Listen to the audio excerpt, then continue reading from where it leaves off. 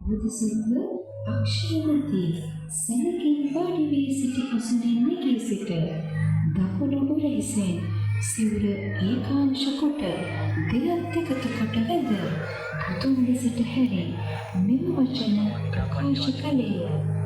ලෝක පූජිතයාණනි, කුමන හේතුවක් නිසා අවලෝකිතේශ්වර නමින් අවලෝකිතේශ්වර බෝසතුන් හඳුන්වනු ලබන්නේද?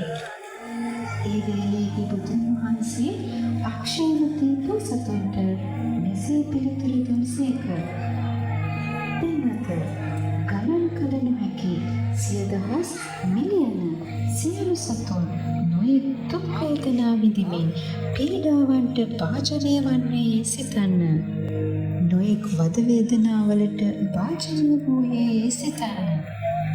එසේ වූ විට ඔවුන්ට අවලෝකිතේශ්වර බෝසතුන්ගේ නම අසන්නට ලැබී එකම මනසකින් අවලෝකිතේශ්වරයයි ආමන්ත්‍රණය කරති.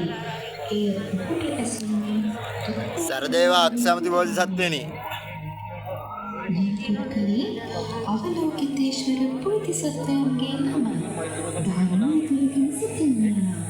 ගින්චානාවකට නැතිවුවද අපයන ජීපෙන්දරන්නේ නැත. නිකුණ මෙම බෝසතුන්ගේ මහානිකාධිකාරී බලයයි. යම් පුද්ගලයෙකු සැදවතුරකට ගසාගෙන යන්නේ නම් අවලෝකිතේශ්වරයන්